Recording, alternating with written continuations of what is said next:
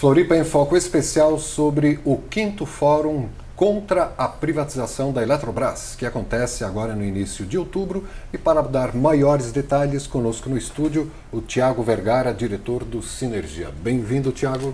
Obrigado, Silvio. Um prazer estar aqui novamente, nesse espaço alternativo onde a gente pode se expressar de forma democrática a respeito das pautas do nosso país, da nossa comunidade. Muito bem, bem-vindo novamente. Sinergia, o qual o Tiago é diretor, é o Sindicato dos Trabalhadores na Indústria da Energia Elétrica, aqui da região da Grande Florianópolis. E conosco também no estúdio, o Rodrigo Tim. Bem-vindo, Rodrigo. Tranquilo? Boa tarde, muito obrigado pelo convite. E estamos aqui para conversar. Para conversar. Nada como um bom advogado para conversar, né? Ainda não, que falta a segunda fase da OAB. Ainda só foi a primeira. Mas a graduação acabou de concluir? Concluída, canudo na mão. Já se acostumou a não ter que ir para aula todo dia? Tá sendo bom, tá sendo uma experiência proveitosa. Relaxante. Justo. Relaxante, muito bem. Você é coordenador do MAB, Movimento dos Atingidos pelas Barragens de Santa Catarina. Isso, sou coordenador do MAB estadual, que tem como sede São Carlos, no oeste catarinense, e eu estou com a tarefa aqui de expandir o MAB para a capital, para Florianópolis, e criar uma secretaria do MAB em Florianópolis. Muito bem. E aí, contatos, já vamos passando, do Rodrigo Tim, que não é da operadora, né, campeã número 1 de reclamações, Rodrigo Tim, sef@gmail.com. Está aí na sua tela. E o DDD 48 99653 4201 para você entrar em contato com o MAB, com o Rodrigo Tim, que agora está realizando esse trabalho aqui na capital. Tiago, a gente já conversou há alguns dias sobre este Fórum Popular contra a privatização da Eletrobras. Quando é que vai acontecer ele mesmo? Então, Fórum Popular contra a privatização da Eletrobras, ele foi um movimento que nasceu no Paraná, na luta contra a privatização da Copel. Foi um movimento, inclusive, vitorioso lá no Paraná. A Copel continua estatal? Continua rentável, do Estado. Exatamente. Então, não houve grandes impactos devido à grande luta de mobilização que o Fórum conseguiu fazer lá, certo? E o pessoal do Paraná nos convidou para participar e ampliar isso para Santa Catarina e Rio Grande do Sul. Agora, então, na luta contra a privatização da Eletrobras, para ver se a gente é vitorioso em relação a isso. Vai acontecer no dia 4, à tarde, às 14 horas, ali na FESESC, na Mauro Ramos. Na Avenida Mauro Ramos, aberto a todo mundo, Isso. gratuitamente. Esse está aqui, o Fernando vai colocar na tela também. É a 5ª plenária do Fórum Popular contra a privatização da Eletrobras. Isso. Quem é que está participando, além do Sinergia, do MAB? Então, tem entidades estudantis, né, lá do Paraná, a juventude participando, né, deputados e outros sindicatos, né, além de entidades comunitárias, né, ou seja, um movimento comunitário organizado que está ajudando nessa divulgação. Porque basicamente a gente entende que as pessoas, né, precisam entender do que se trata uma privatização, né, inclusive antes de conseguir emitir alguma opinião e tal. Então, o papel do fórum vai ser levar a informação para todas as comunidades. A gente fez, como pano de fundo aí do convite, a foto da ponte Hercílio Luz, né, e de Florianópolis, ali iluminada, né, fazendo uma alusão ao que ocorreu lá em 2003, quando rompeu... Uma das vezes, né, foi em 2003. Isso. 2003 que rompeu o cabo a óleo ali na ponte. Na ponte de concreto, né? Ficamos Isso. 3 dias. 3 dias no escuro. E a Eletrosul, como empresa pública, né? O Carlinhos já falava na nossa outra conversa. Carlinhos do Sinergia. Que a Eletrosul foi muito importante, né? Como empresa pública, ajudando na reconstituição ali durante esses 3 dias. Foram 3 dias de muito trabalho, de ideias... manhã, de tarde, de noite, de madrugada. Isso. Se fosse uma empresa privada, cobraria um preço muito alto para a cidade, né? Inclusive as empresas públicas também têm esse papel, né? De ajudar em caso de calamidades e tudo mais. E lembrando uma coisa que foi falada aqui, uma empresa pública, como é o caso hoje da Eletrobras, da Celesc, da Eletrosul, A Eletrosul ainda é pública. Eletrosul pública. Elas têm um compromisso social de levar energia elétrica aos últimos recônditos do país, né? Não é só aquela coisa de visar lucro, energia elétrica nos grandes centros, o pessoal do interior que se vire como pode, né? Tem essa função social muito importante, né? Isso, nós tivemos aí nos últimos tempos, né, dentro do governo Lula e Dilma, o programa Luz para Todos, né, que cumpriu esse papel social de levar energia a todos, toda a população de Santa Catarina, Mato Grosso, Rio Grande do Sul e Paraná, que não tinham acesso, né? Então tem relatos assim muito belos assim, né, de pessoas que viram o gelo pela primeira vez, porque pela televisão.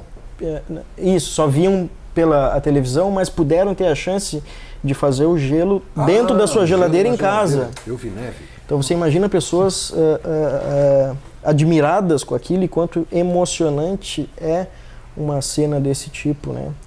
Coisa que as pessoas da cidade não têm o mínimo de ideia de como que é essa facilidade. Isso.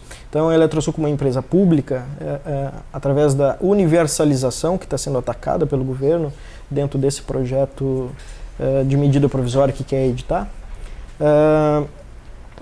a Eletrosul consegue, através do Luz para Todos, levar energia a todas as pessoas, né, como tu mesmo falaste. Não importando o custo, mas sim o benefício social. Exatamente. Né? E parece-me, você comentava há pouco, que justamente o maior problema que a privatização da Eletrobras pode trazer é o aumento desmesurado da tarifa elétrica.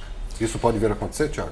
Claro, então, a gente pode fazer uma comparação com o que aconteceu na Argentina, por exemplo. Você trouxe até um pequeno gráfico aqui. Isso. O que aconteceu na Argentina? Na Argentina, quando trocou o governo, do governo Kirchner para o governo Macri, isso se deu... Esse aqui, né? Isso, embora tenha se dado... A inadimplência... Isso. Embora tenha se dado através do voto, né, foi para um governo conservador neoliberal. O Macri. O Macri. Então, o que o Macri faz ali entre 2015 e 2016? Ele libera o preço para o mercado, né? Isso. Então, você percebe que ali em 2008, aqui, né, 2008, 2009, começa a entrar a crise, né? Começa a navegar aqui pela Argentina e a Kirchner tentando, né, a Kirchner segurando o preço e tudo mais. Aí quando troca a política, né, então por isso que nem todos os políticos são iguais, quando troca a econômica, o Macri libera o preço e a inadimplência, porque esse aqui é o gráfico da inadimplência, né? Na Argentina. Ele cresce praticamente 3 vezes. Inadimplência na tarifa da energia da elétrica. Tarifa da energia cresce elétrica. 3 vezes. Isso. Então agora você imagina isso, o que isso significa para a economia local, né? Aqui no Brasil, por exemplo, a ANEEL fez um estudo que o preço da energia com a privatização da Eletrobras poderia subir entre 16% e 17%. É o que eles dizem, 15%. Isso. Nós sabemos que é bem mais. Pode quintuplicar o preço da energia elétrica. Então, por exemplo, uma conta que você paga hoje R$100, você pode vir a pagar 500. Mas vamos pela conta deles, Silvio. Vamos pela conta deles. Imagina que você paga 100, você passe a pagar R$116. Algumas pessoas podem erroneamente achar que isso não tem influência nenhuma, que R$16 podem pagar numa boa, né? Mas na verdade esses R$16, né, nas comunidades, principalmente nas comunidades onde o dinheiro é mais escasso, que sobrevivem de salário mínimo e de Bolsa Família muitas vezes, isso representa às vezes 5 litros de leite, 6 litros de leite. Isso afeta a microeconomia, né, daquele local ali. Então, é uma residência que vai deixar comprar 5 litros de leite, ou um tanto em alimentação. Outra residência, o mesmo tanto. Então, isso afeta a economia local. O primeiro a ser atingido é o mercadinho. E isso tem consequências para o atravessador, tem consequências para o produtor, né? Então, isso do bairro, você faz uma projeção disso para o município, para o estado e para o país, com apenas um aumento de 17%, né, que é o que eles estão anunciando, nós não acreditamos nisso, você pode ter um grande impacto na economia do país, né, de forma negativa, não de forma positiva, não é um impacto positivo. Então, o que nós dialogamos dentro da área de energia, inclusive dentro do movimento sindical, que precisa inclusive ser respeitado, porque o ministro essa semana cometeu uma gafe desrespeitando o movimento sindical. Nós lutamos para que a tarifa baixe o valor, né, gerando um aquecimento da economia e não para que ela aumente. Ela não tem que aumentar nada, nem R$1 ela pode aumentar. Ela já é uma tarifa custosa para as pessoas pagarem.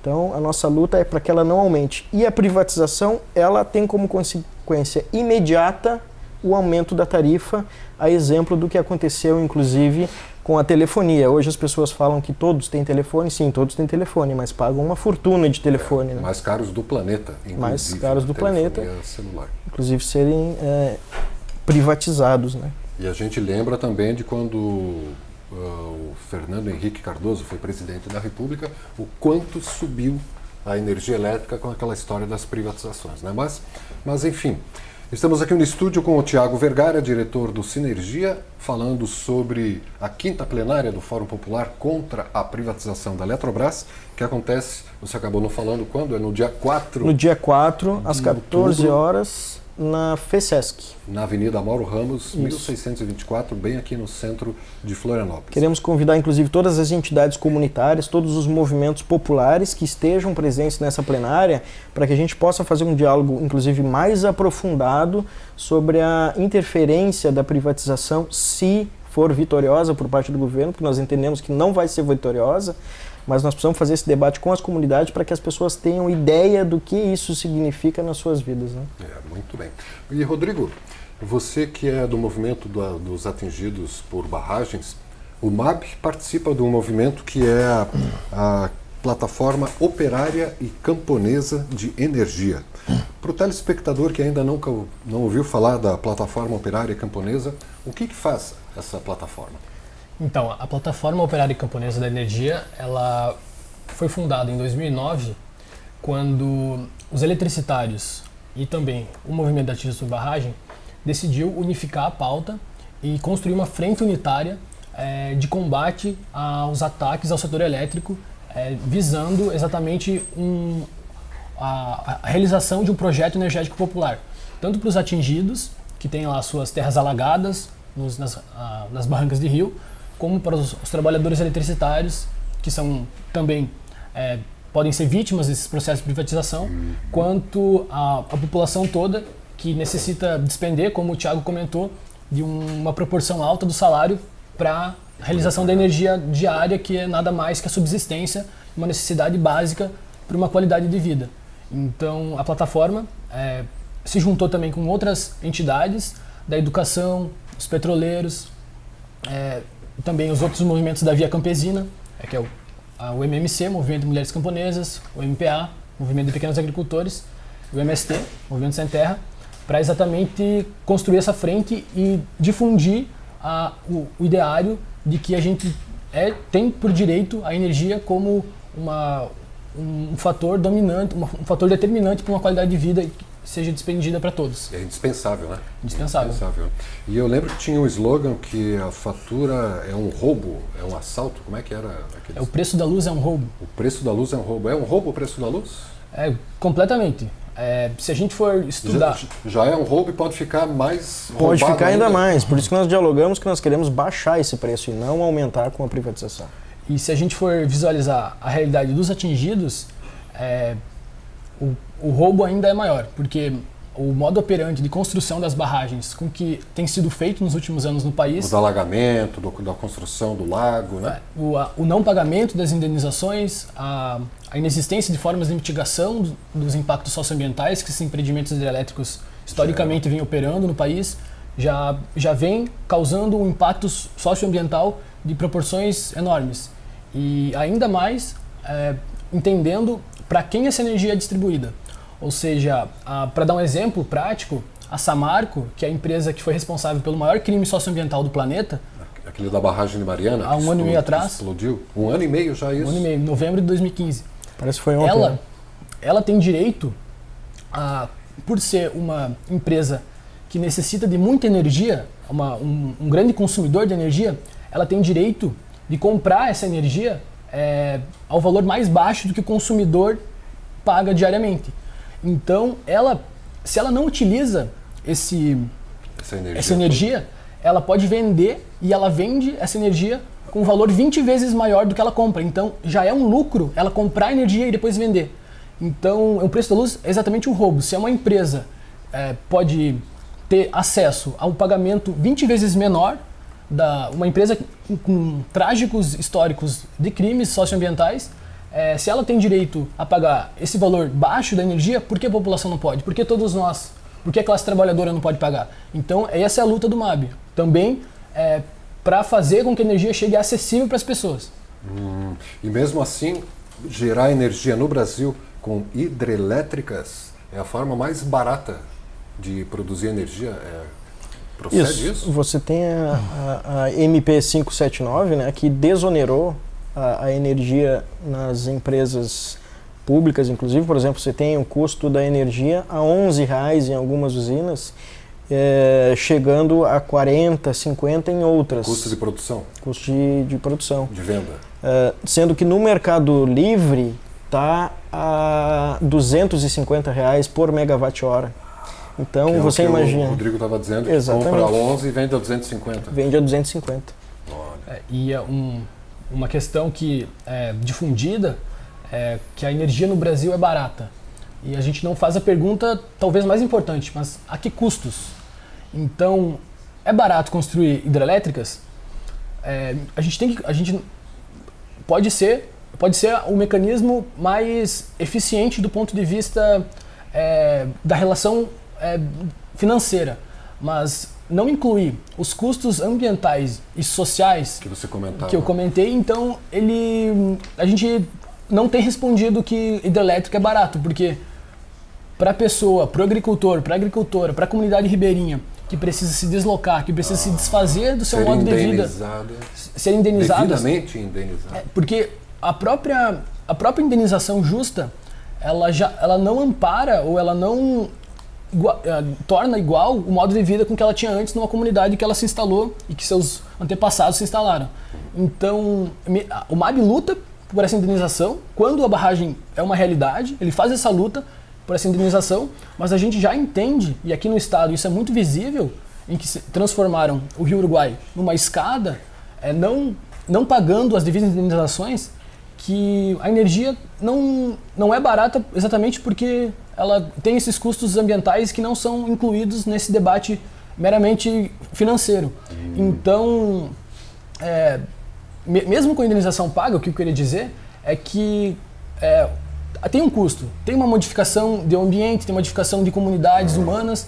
Então, o MAB quer lutar por um projeto energético popular que também ampare, que também visualize, contemple essas questões. Contemple essas questões, justamente. Muito bom. Parabéns, hein? Tá um advogado e tanto, né? Em cima. Tiago, vamos abrir espaço então para conversar com o outro diretor do Sinergia. Vamos, só fechando, a Frente Brasil Popular em nível nacional tirou o dia 3 de outubro. Então, dia 4 vai ser a nossa plenária, dia 3 de outubro é um dia nacional de luta pela soberania.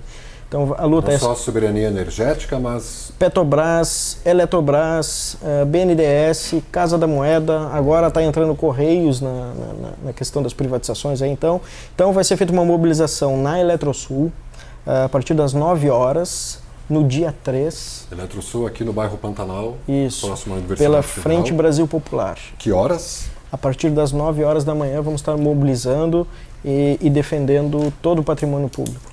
Se agora for a sessão de convites, eu faço o convite então para o 8º Encontro Nacional do MAB, que vai ser realizado no Rio de Janeiro, de 1 a 5 de outubro.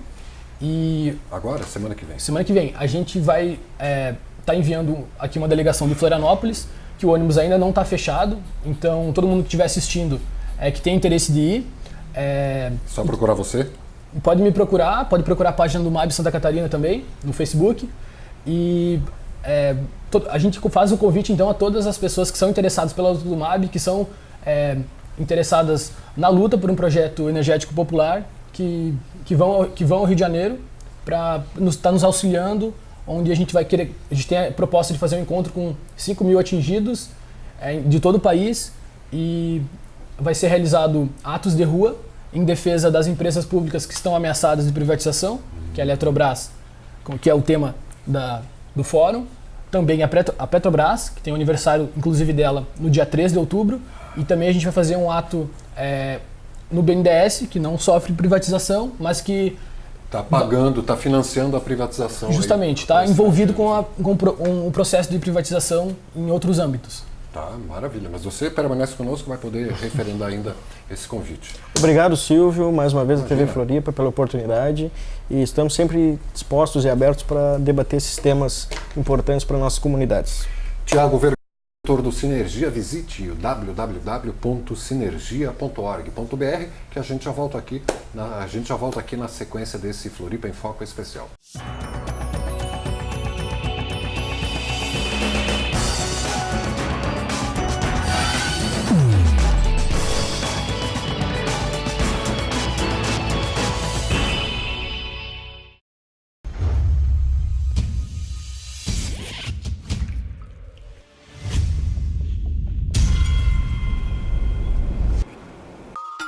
Olá, estamos começando mais um programa. Tudo muito relacionado, né? Você assiste a TV Floripa em seu computador.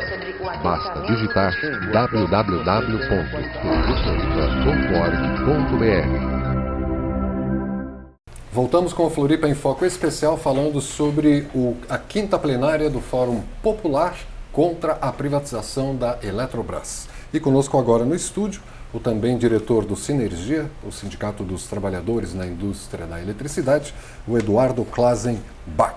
Bem-vindo, Eduardo. Tranquilo? Obrigado, tranquilo. Estamos na luta aí, tentando conscientizar a sociedade do papel fundamental que a Eletrobras e a Eletrosul tem para o nosso país, no desenvolvimento da nossa sociedade. E a nossa soberania, né, Eduardo? Principalmente. Então, o Tiago Vergara, que também é diretor do Sinergia, acabou de falar aqui sobre o impacto financeiro que pode trazer a privatização da Eletrobras. E você tem alguns números para mostrar para a gente, né? Vamos começar por esse gráfico aqui, ó.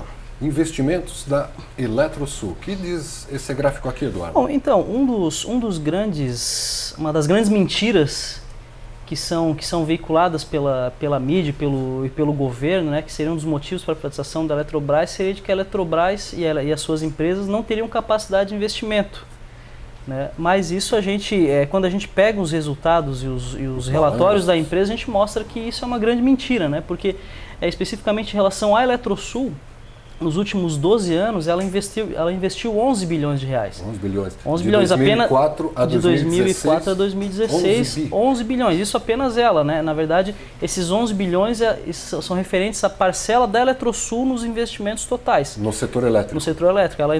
São investimentos que são feitos com parcerias com outras empresas, né, sejam empresas públicas ou privadas, mas são investimentos no total que chegam próximo a 50 bilhões de reais. E que se for privatizado, vai os 50 bilhões, vai tudo. Vai tudo, né? O governo federal fala em vender a Eletrobras inteira, que tem 5 Eletrosul dentro, digamos assim, né, por 20 bi. Né? Só a Eletrosul, bilhões. Nos últimos 10 anos, investiu a metade disso. É mais ou menos o almoxarifado dela, o preço que estão pedindo. É um escárnio, né? É um escárnio. Para quem tem acesso aos números da empresa, a gente vê que é um absurdo. Muito bem. Isso aqui é a inadimplência na Argentina, que a gente já conversou com o Thiago. Já falou antes. E aqui, né? tem um outro gráfico dos ativos.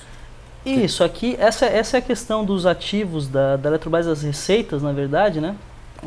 Os ativos da Eletrobras, que ele vem crescendo, você percebe que conforme a gente vai investindo, os ativos da empresa eles vão crescendo. Ativo é o capital dela. É o patrimônio da empresa, digamos assim, o patrimônio da empresa. Conforme investe, cresce. Conforme investe, cresce. Ele vai crescendo e percebe que isso, 2003 até 2010, ele tem um crescimento exponencial. Né? E a gente percebe uma queda grande de 2012 para 2013, porque em 2012 teve uma nova regulamentação do setor, no governo Dilma. Renovadas as concessões. Isso, foram renovadas as concessões com uma redução significativa das tarifas, né, que é a MP 579, onde as usinas já amortizadas do sistema Eletrobras, elas passaram a ser remuneradas com valor fixo, que varia, hoje está na média de 30 a 40 reais o megawatt. Né? Então isso acabou impactando no patrimônio da empresa, mas por que essa medida foi tomada pelo governo federal? Né? Porque a gente estava no processo ainda no refluxo da crise de 2008, a indústria nacional estava passando por uma série de dificuldades ainda, então ocorreram essas medidas de desoneração, de redução do custo da energia, para poder incentivar a indústria brasileira, né? O crescimento da indústria. Isso, exatamente. E esse que é o grande problema. E é isso que o governo federal quer mudar agora. Eles querem acabar com esse regime com esse sistema onde essas usinas que já estão amortizadas, que são usinas antigas, com 30, 40 anos... Amortizadas é com investimento de implantação. Isso, elas já foram implantadas, já foram pagas pelo povo brasileiro, né? O povo brasileiro já pagou essas usinas ao longo de 30, 40 anos na sua tarifa. Então, por isso que hoje elas são remuneradas só pelo custo de operação e manutenção. A implantação já... Isso, a implantação já foi paga. E as indenizações, então, isso. Nem se fala. Então, o que o governo quer fazer é o quê? Ele quer pegar essas usinas que operam, que a gente paga, né? Apenas o custo de operação e manutenção, ela quer lançar para o mercado para que as empresas privadas tenham lucro em cima disso. E daí, essa energia que hoje custa para o povo brasileiro em torno de 30, 40 reais, ela vai passar a custar... Hoje a média de mercado está em torno de 200, quase 10 vezes mais, podendo chegar a R$500 o megawatt. Quase Então, e talvez dando um relato aqui de como isso atinge propriamente as comunidades ribeirinhas, o movimento tem um histórico de que quando as tratativas antes dos anos 90, nos anos 80, eram tratadas diretamente com o Estado brasileiro, tinha um nível de tratamento social mais elevado do que depois, quando foi passado às empresas privadas fazer esse tratamento social. O atendimento social era mais cuidadoso? Era mais cuidadoso e reconhecia os atingidos de uma forma mais elevada. Então, a barragem de Itá, por exemplo, os atingidos tiveram acesso a reassentamentos rurais coletivos, onde toda a comunidade que mudou junto e mudou as mesmas características. O campo de futebol, a igreja, o centro comunitário também foi construído nessa nova comunidade. E depois, com a privatização ou com a tratativa com as empresas privadas, aumentou as dificuldades da empresa reconhecer atingido. Não foi reconhecido nenhum atingido que não tivesse exatamente o título, mas que morava naquela localidade. Então, tinha que ter o título da terra, senão nem era indenizado. Em muitos casos foi assim, e também a tratativa individual, ou seja, não vou desalojar uma comunidade toda, mas eu vou tratar cada pessoa individualmente, porque daí eu posso dar título de crédito e não preciso pagar toda a estrutura que a comunidade detinha. Título de crédito? O que é isso? É uma carta em que a empresa dá ao atingido, e o atingido, ele que daí tem o trabalho de escolher onde ele vai. E muitas vezes esse título de crédito não respalda o real valor com que a propriedade que ele tinha. Então ele recebe um título de crédito abaixo. Não equivalente ao valor do terreno dele. Abaixo, e não consegue permanecer do modo de vida. Então ele vai lá, pega aquele título de crédito, se muda para a cidade, tenta trabalhar de alguma maneira lá e não tem nenhuma perspectiva de retorno à sua característica camponesa que ele sempre cultivou a vida toda. Tem problemas no setor elétrico, hein? Tem muitos desdobramentos, né? Essa privatização que eles vendem como maravilhosa, quando a gente para analisar, a gente vê que tem muito problema, e é por isso que eles querem fazer a toque de caixa, né?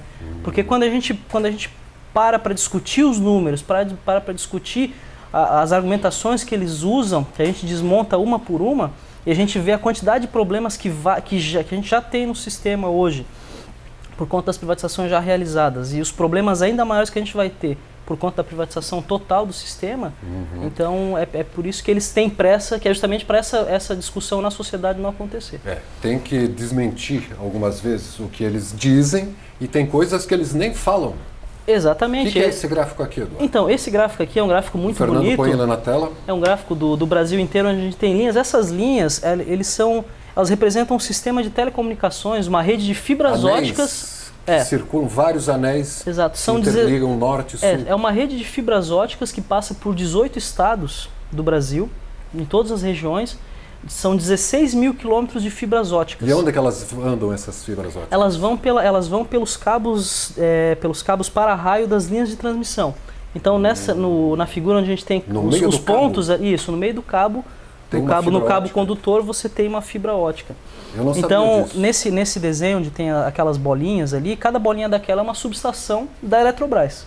E isso tudo está indo junto no pacote e ninguém fala nada. E essa rede de telecomunicações, ela é uma rede que atende, ela extremamente estratégica para o país, né? Para a soberania nacional. Porque boa parte dos dados e muitos dos dados de informação sigilosa do governo passam por essas fibras, passam por essas redes que vão ser privatizadas, que na verdade elas têm um valor gigantesco e elas nem estão entrando na conta, né? Só essa rede de fibras ópticas ela já custaria muito mais do que esses 20 bilhões que eles estão prevendo para a venda da Eletrobras inteira. Bom, então, nosso tempo esgotou, só falta referendar a você, telespectador, que participe da 5ª plenária do Fórum Popular contra a privatização da Eletrobras, que acontece neste 4 de outubro, uma quarta-feira, a partir das 2 da tarde, ali na FESESC, que é a Federação dos Comerciários, na Avenida Mauro Ramos, 1624, bem aqui no centro de Florianópolis. Entrada gratuita, todo mundo bem-vindo? Com certeza, todos são muito bem-vindos e mais que bem-vindos, a pessoa que tem a sua concepção, a importância de se enxerga como brasileiro e quer que nosso país se desenvolva e tenha um desenvolvimento e possa chegar no futuro ao nível de um país primeiro mundo, tem que estar participando das discussões, porque isso aqui impacta o nosso futuro, o futuro dos nossos filhos. O MAB vai estar presente nessa plenária?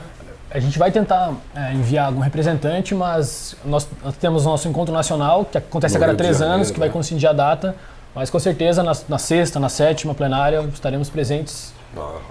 Socializar a informação, né? Com certeza.